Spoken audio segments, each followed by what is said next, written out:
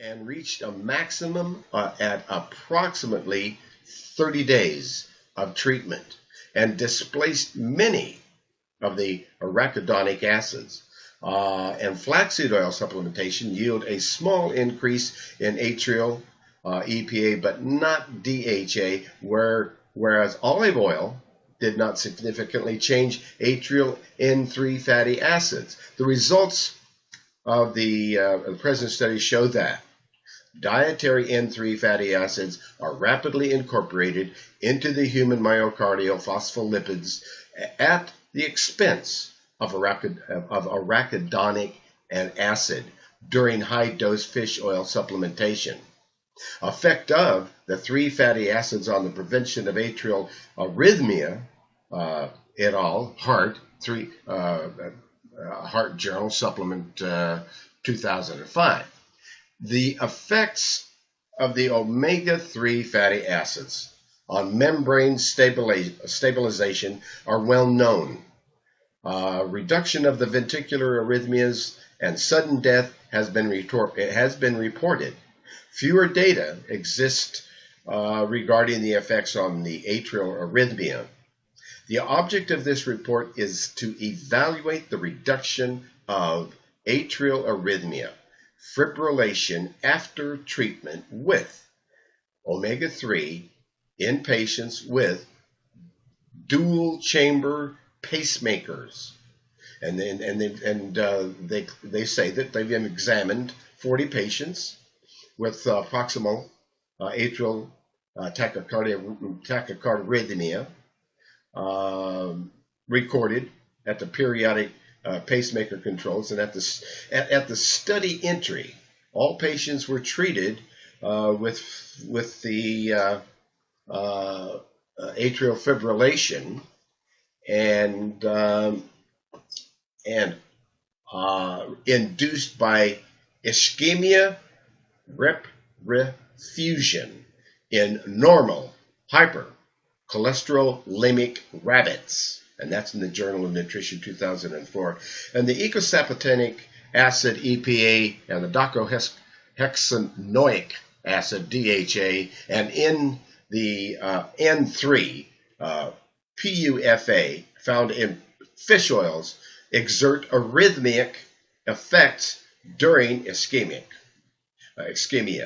And flaxseed is the richest plant source of another N3 alpha linoleic acid, ALA, yet it's normal and hypocholesterolemic rabbits.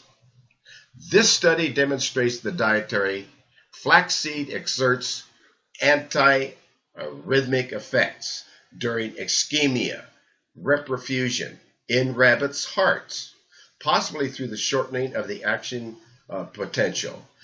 However, what we're saying here is that the fish oils, the flaxseed oils, those sea buckthorn seed oil, these are going to affect heart arrhythmias in a positive way and give you control of that arrhythmia, especially when you also are using calcium and magnesium, which has been used for arrhythmia. Acetyl L-carnitine, which is an amino acid which strengthens the heart muscle and enables it to go back to work again. Coenzyme Q10, which is a substance that helps convert food into energy. And CoQ10 is found in almost every cell in the body, and it is a powerful antioxidant. Antioxidants fight damaging particles in the body known as free radicals, which damage all cell membranes and tamper with the DNA and even cause cell death. And scientists believe that these free radicals contribute to the aging process, as well as a number of other health problems, including heart disease and cancer. So antioxidants such as CoQ10 can neutralize free radicals and may reduce or even help prevent some of the damage that they cause. Some researchers believe that CoQ10 may help with heart-related conditions because it can improve energy. And we have a report here that you can access in this report that we have up on the screen that you'll be able to see a video of next week when we publish this video with this report that you can actually see on herbalhealthreview.com. Under Discoveries in Health, you'll see this video and all the other videos from the Discoveries in Health conference series that we are doing. Now, let's talk a moment about red wine complex. You see, there are a lot of things that can help the heart, and some people need just a few things, and some people need a lot of things. So let's talk about red wine complex, which is an extract found in wine and grapes.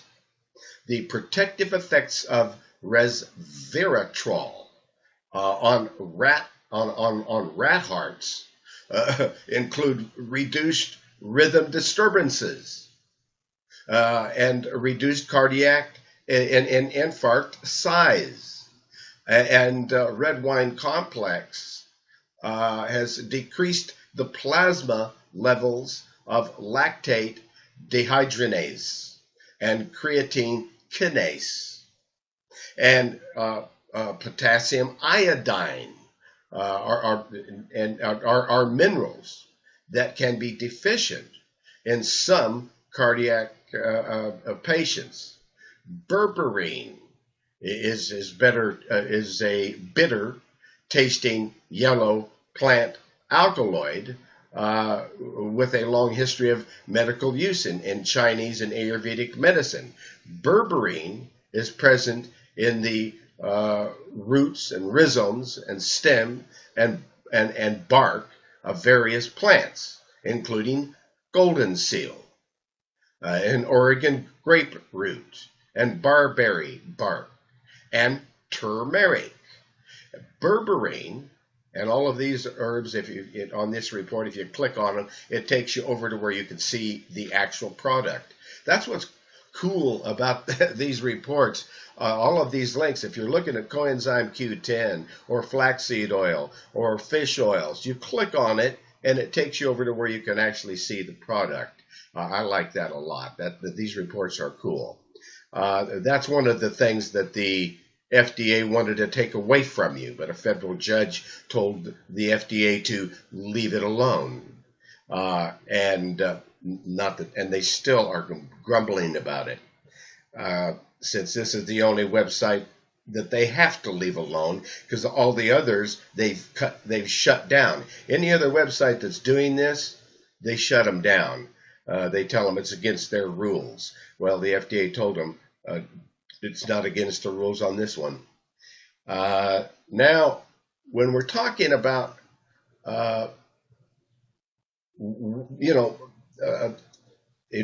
American Journal of Cardiology, they were taking a look at this, the efficacy and the safety of berberine for congestive heart failure, secondary to ischemic or idiopathic dilated cardiomyopathy. In the American Journal of Cardiology 2003, they quote a study where 156 patients with congestive heart failure and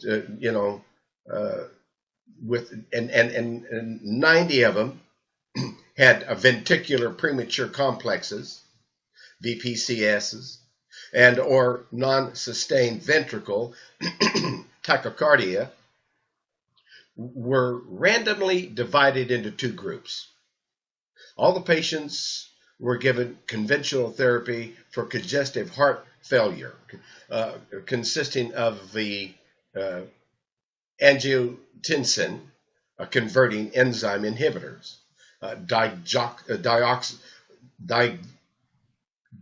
digoxin and diuretics and nitrates. And the patients uh, in the treatment group, there were another 79 were also giving berberine. And the remaining 77 patients were given a placebo. And the berberine improved quality of life and decreased the VPCs and mortality in the patients with congestive heart failure.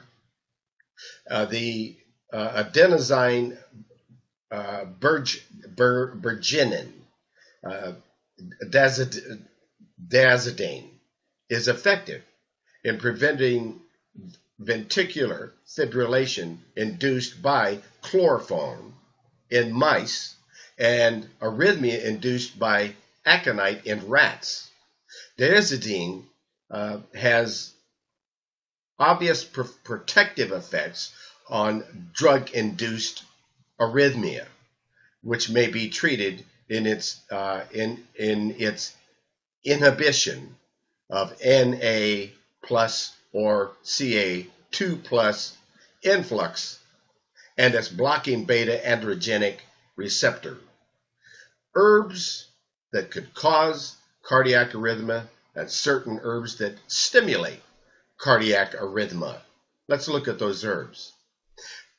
Herbs in high doses may cause heart palpitations, and these herbs include high intake of licorice, ephedra, ginkgo biloba, ginseng, guarana, horny goatweed, rhodiola herb, yohimbe, and other tonic herbs could cause heart palpitations.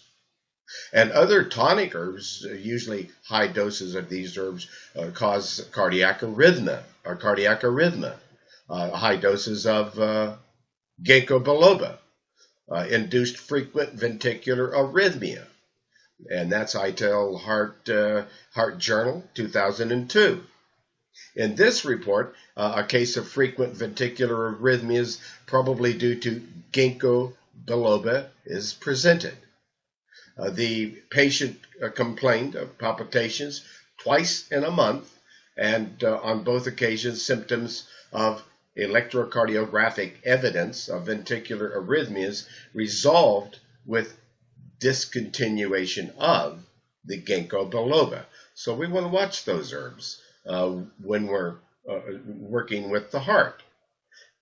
Again, that's licorice, ephedra, ginkgo biloba, ginseng, guarana, horny goatweed, rhodiola, and yohimbe, and other tonic herbs we have to be cautious of with the heart.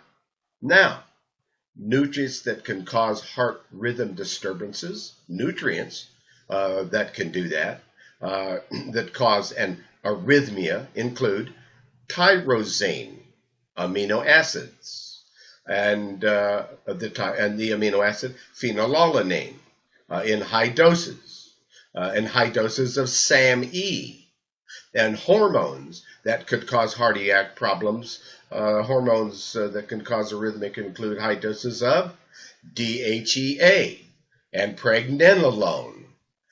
So we don't do high doses of these things. We're cautious of these things when there is because we don't want to cause a heart rhythm disturbance.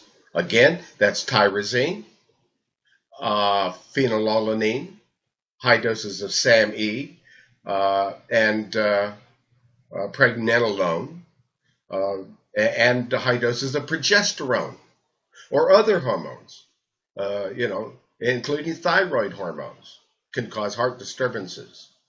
So a simple way to bring a rhythm back to normal, in some cases, when arrhythmia comes on without chest pain, particularly if it is a fast, regular rhythm, lying down on the floor and elevating the legs and the feet, and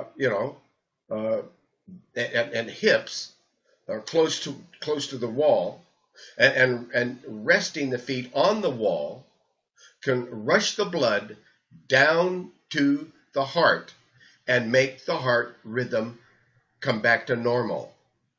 So you can discuss that with your doctor, and also consider drinking 1 to 3 glasses of water for fluid replacement. And arrhythmia is commonly called heart palpitations by the general public. And potential causes.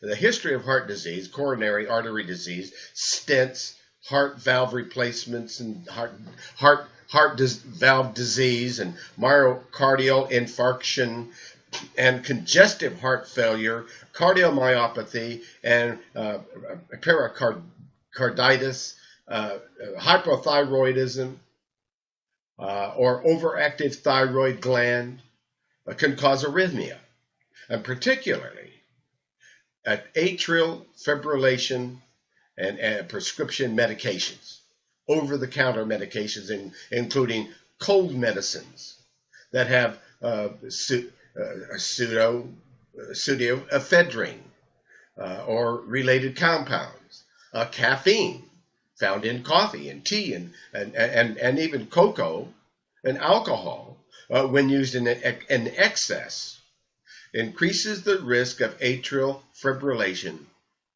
and stress, whether emotional or physical, a lack of good sleep is a common cause of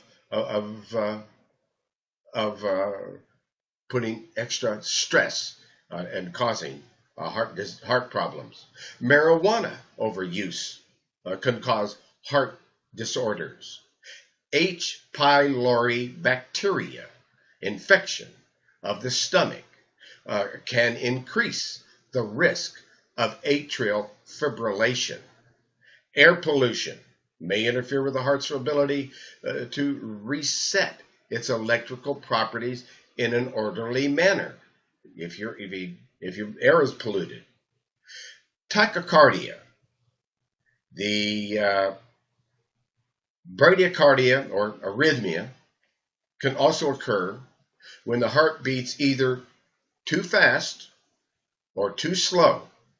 And when your heart beats too fast, more than 100 beats per minute, the condition is known as tachycardia arrhythmia. When it beats too slow, fewer than 60 beats per minute, you have bradycardia arrhythmia. These two arrhythmias are not serious unless they occur in an extreme fashion for prolonged periods. Types of ventricular arrhythmias are premature ventricular contraction and an occasional skipped heartbeat. Occurs in everyone at some time in their life. This is not serious, but ventricular tachycardia, a rhythm of the heart rate of more than 100 beats per minute, is considered tachycardia, and if the ventricules of the heart experience tachycardia for a sustained period of time, there can be deleterious effects. Individuals may sense tachycardia as a pounding sensation of the heart. This is known as palpitations. However, strictly speaking, palpitations are any sensation of an individual's own heartbeat can occur at rates less than 100 beats per minute. Ventricular fibrillation. If fibrillation occurs in the ventricles, lower chambers of the heart, it's always a medical emergency. If left untreated, ventricular fibrillation can lead to death within minutes. When a heart goes into ventricular fibrillation, effective pumping of blood stops. The individual goes into cardiac arrest and will not survive unless pulmonary resuscitation, CPR, and defibrillation are provided immediately. Atrial fibrillation, well, that's atrial supraventricular. Fibrillation occurs when the heart muscle begins a quivering motion instead of a normal, healthy pumping rhythm. And this atrial fibrillation is quivering, chaotic motion in the upper chambers of the heart, known as the atria. It is often due to serious underlying medical conditions and should be evaluated by a physician. It is not typically a medical emergency. Some people can live many years or decades with atrial fibrillation. Supraventricular arrhythmia simply means that the arrhythmia is being instigated above the ventricles, which most often means that it is coming from the atria, the gastric microbe, Helicobacter pylori.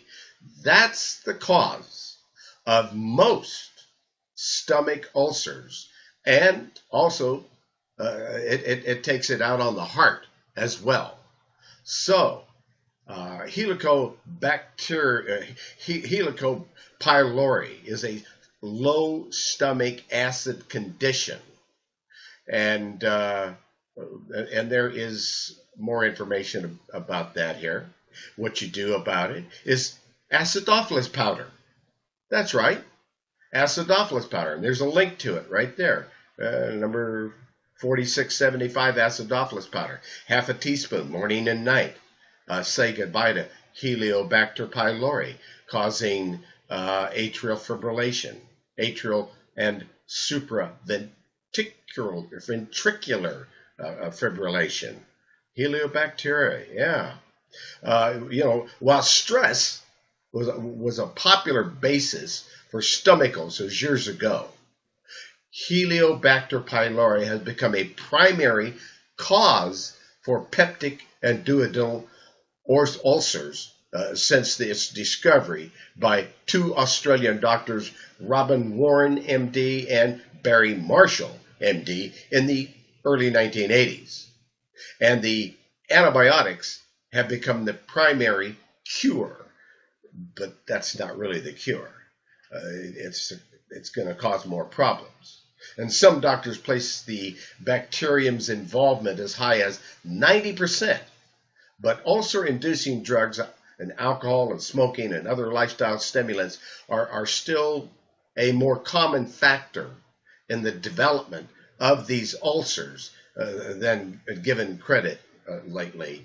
And at the same time, blood type O individuals are at a greater risk to develop peptic or duodenal ulcers compared to the blood types A and B or AB, while those with H. pylori infections and or blood types A, B, and AB are at a greater risk to develop pancreatic cancer. Gastric cancer is more prevalent with blood type A. Now, Helicobacter pylori may be inhibited by raising the stomach acid, provided this is done before the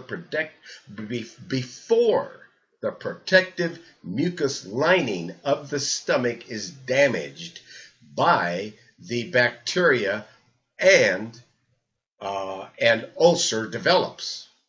Otherwise, acid-reducing drugs, the H2 antagonists, are proton pump inhibitors, will have to be prescribed by a doctor. This is one reason why individuals who manage to maintain normal stomach acid levels are generally asymptomatic and don't develop ulcers unless they damage their stomach with alcohol, smoking, or drugs, and or they supplement too much calcium and magnesium can cause that. Overdoses of calcium and magnesium, or other acid lowering remedies by reducing stomach acid too much. You allow the bacteria to proliferate. And coffee consumption is another factor believed to aggravate the symptoms of H. pylori infections. And so we have a link all about the acu-cell.com/dis-hpy HTML. It's all about gastric H. pylori infection, and there's a link to that for more complete information. Now, unfortunately, people with reduced acid levels frequently suffer from what they assume is elevated stomach acid levels after experiencing the classic symptoms of heartburn and bloating and nausea and frequent burping. And they subsequently reach for the acid-lowering drugs or remedies. By doing so, they encourage greater H. pylori activity if they're infected, and eventually increase the risk of developing peptic or duodenal ulcers or pancreatic or gastric cancer and mucosa associated lymphoid tissue lymphoma. All of these are the risk when that H. pylori gets going. However, in contrast to those who suffer from low acid, a much smaller number of patients actually present with elevated stomach acid levels, and among those who do, very few suffer from symptoms commonly associated with low stomach acid, heartburn, or bloating. And we got an incoming call, and I don't know who it is. Let's check and see who it is. Hold on. Hello there. Hello. Yes, good afternoon. We're doing the conference call. Who is it? Who's calling? Stan, you're calling right in the middle of a conference. Can I call you back? Oh, by all means, please. Whatever's convenient for you, just give me a call back. All right, I'll call you back. Thank you. All right, bye-bye. All right. Okay. We have to remain nimble here. We're talking about H. pylori, and we're talking about, those who suffer from low stomach acid because, however, in contrast to those who suffer from low stomach acid, a much smaller number of patients actually present with elevated stomach acid levels. And among those who do, very few suffer from the symptoms commonly associated with the low stomach acid, heartburn, or bloating. And if they get bloated, it is usually the result of an insufficient pancreatic enzyme production that triggers abdominal bloating, and which can often be relieved with a pancreatic digestive enzyme complex. And if they do suffer from stomach problems, they may be related to medication, a lifestyle, or GERD, gas acid stomach reflux disease, but are independent of the high or low stomach acid levels. And however, high stomach acid levels frequently go hand in hand with reduced calcium, and magnesium levels. So, nice bones, calcium and magnesium. Uh, there is a supplement called Nice Bones that can help you to get a regular dose of assimilable, chelated, high-tech calcium and magnesium in a reasonable dose. Now, people with rapid beating of the upper chamber of the heart, which is atrial fibrillation, are nearly 20 times more likely to be infected with that Heliobacter pylori than are healthy controls, according to the report of the medical journal Heart. While the exact mechanism is unknown, the theory is that it may relate to autoantibodies that develop in some with H. pylori infected patients. Now, these antibodies, which normally attract an acid pump found on gastric cells, may instead attack a similar pump on cardiac cells and ultimately triggering atrial fibrillation. The new findings are based on a study of H. pylori tests in 59 patients with atrial fibrillation and 45 healthy controls, and in the overall analysis, 97.2% of atrial fibrillation patients were positive for H. pylori, compared to only 5.3% in the controls.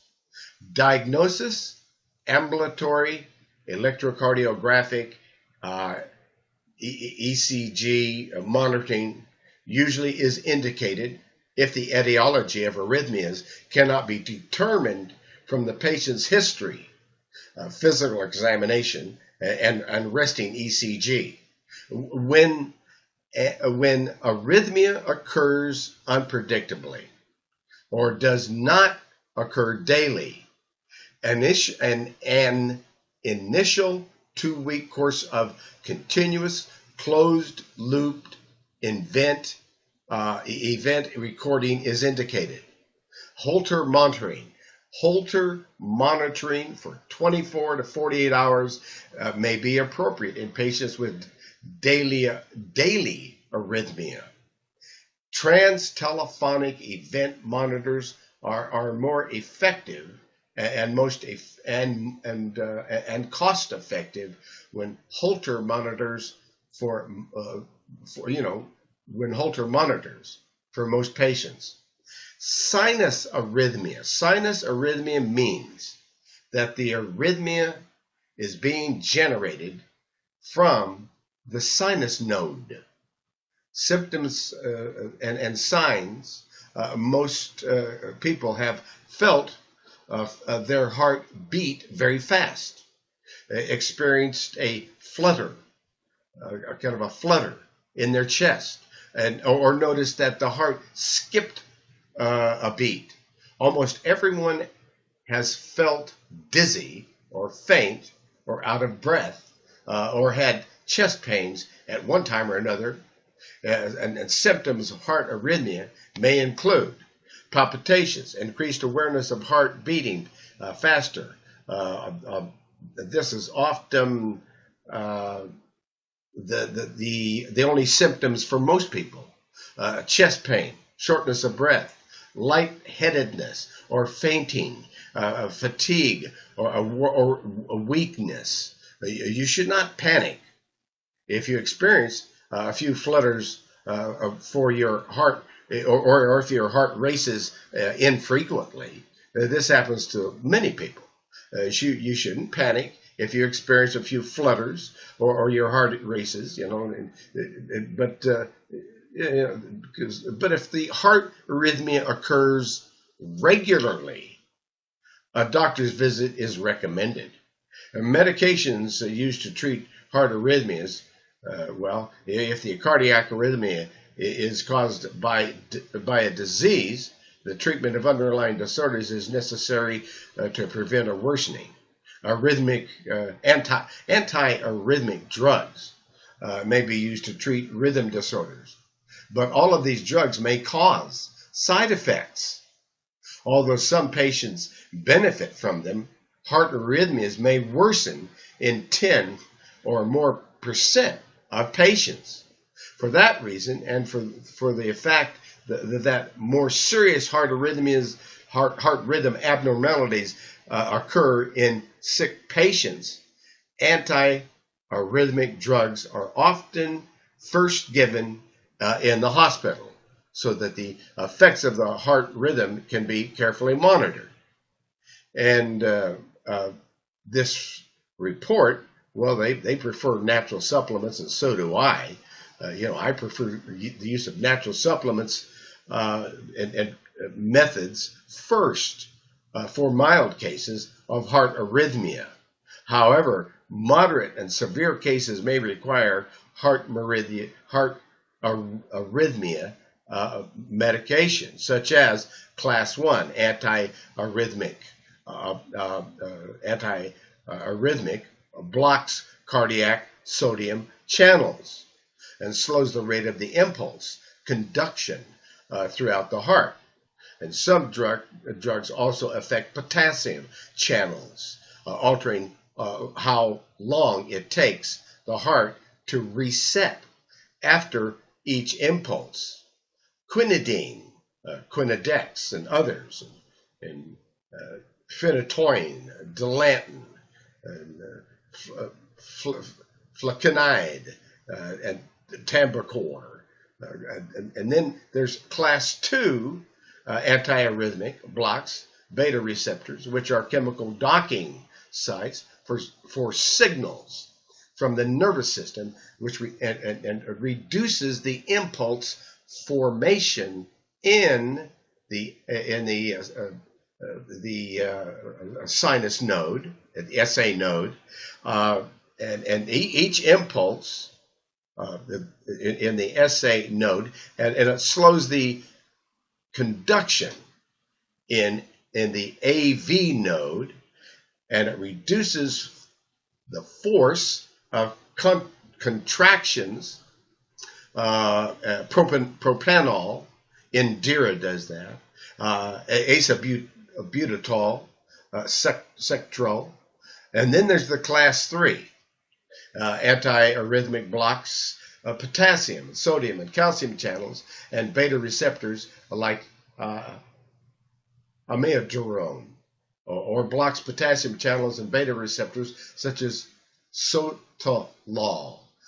Many actions, but mostly prolongs each impulse and prolongs the time between impulses. And amiodarone, which is cordarone, and sotalol, betapase. And then there's the class 4 drugs, which are antiarrhythmic that blocks calcium channels and reduces formation of impulses in the SA node and slows conduction through the AV node and reduces force of contractions. Then that's Vepramil and Kaline and others, and diatazam and cardizam and others, monitoring and monitoring diagnosis and management of the cardiac arrhythmias can be accompanied by using electrocardiographic monitoring devices, and while you are at home or work on your daily life. And these heart arrhythmia monitoring is recommended by cardiologists, and when you include when there's palpitations, fainting, anti-arrhythmia drug monitoring or evaluation. And the Holter monitor is the prototype, a continuous electrocardiographic monitor, providing continuous recording of the electrocardiographic signal for 24 to 48 hours. And then there's the trans-telephonic electrocardiographic monitors that transmit recordings by telephonic, and they convert the signal into a conventional recording.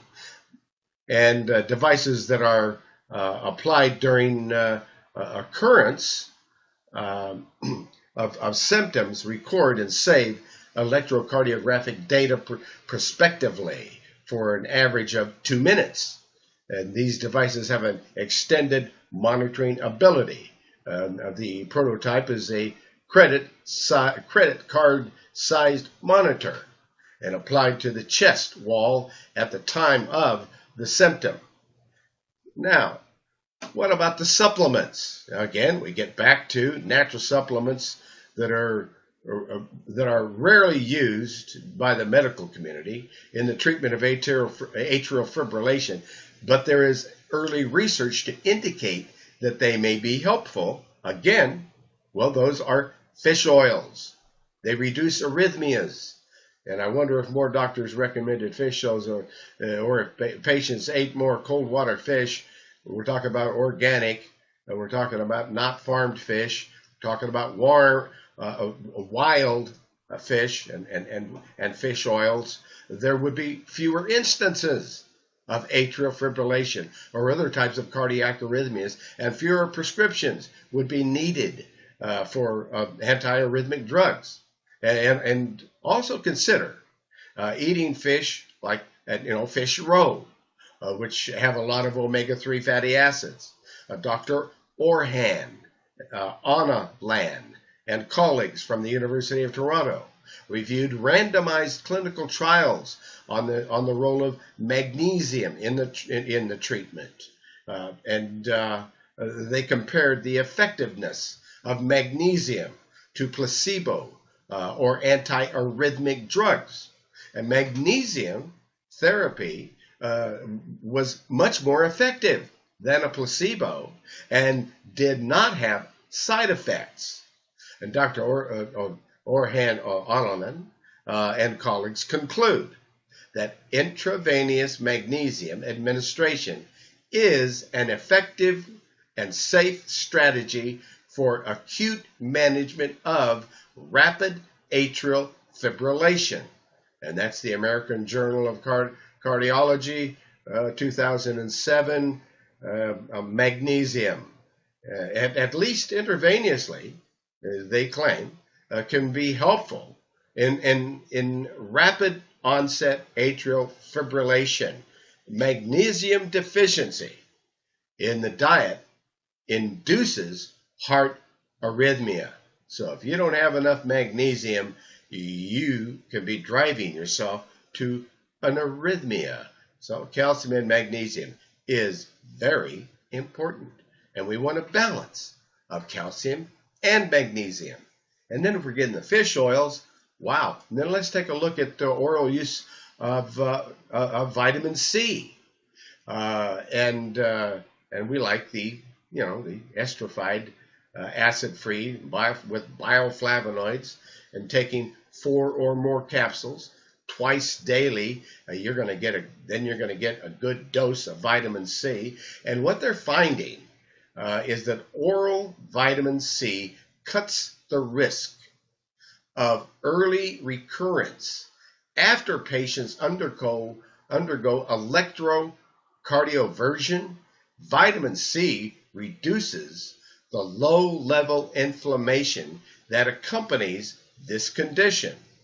And early atrial fibrillation reoccurrence after cardioversion may be due to electrophysiological changes in the chambers of the heart.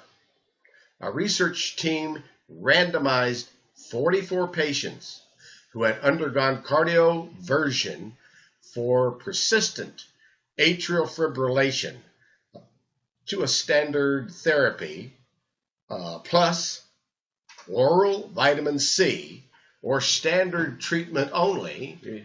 And the patients given the vitamin received a 2 grams of loading dose 12 hours before cardioversion, and 500 milligrams twice daily for the next 7 days. And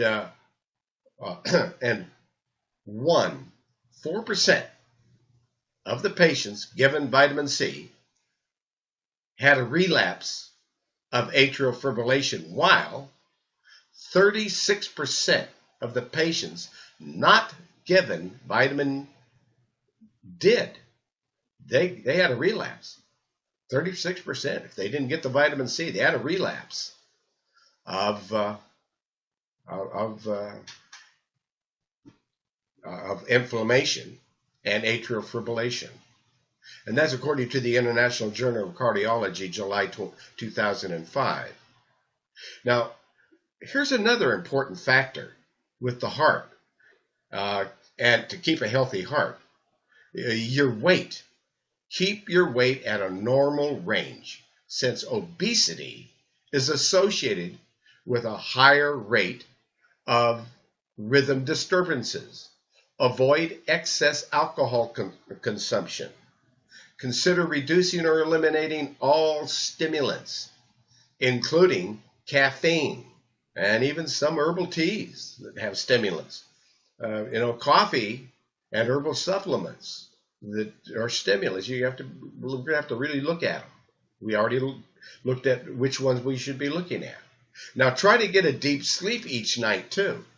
There are sleep aids, that you can help you to sleep, like hops, valerian, and skullcap. We call it sleep formula, and that's herbal tincture extract. There's also capsules available as well, because you want to try to get a deep sleep each night. Try to reduce that daily stress.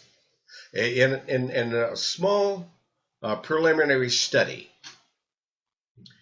3 sessions of yoga a week reduced the number of episodes and improved the quality of life, lowering the level of anxiety and depression, which often plagues patients with this condition. Weight loss. Well, supplements that may make AFib worse. Well, we already talked about those supplements, and we'll visit them again real quick here. Those that can bring it on, that can stimulate heart tissue and would not be advised for those with a heart condition. Some of those include tyrosine, phenylalanine, SAMe, alpha-lipoic acid, ginseng, tongkat ali, yohimbine. There are many factors that act as stimulants and that will enlarge, the list that we're talking about over time. But high doses of vitamin D could be caused. So you don't want to get over 3,000 to 5,000 milligrams of vitamin D. That can cause high doses of vitamin D can affect the heart and atrial fibrillation and stroke.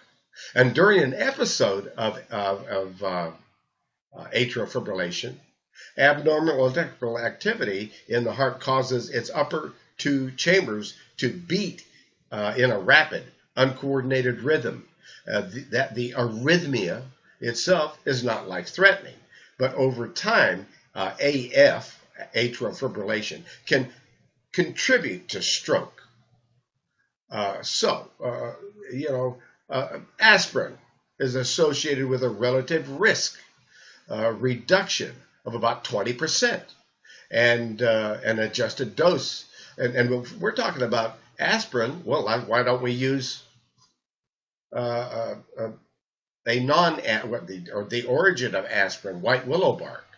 White willow bark, whereas the aspirin is an acid and can hemorrhage the lining of the stomach, white willow bark will not. So how about 15 to 30 drops of white willow bark instead of aspirin, which reduced the reduction of our atrial fibrillation by about 20%.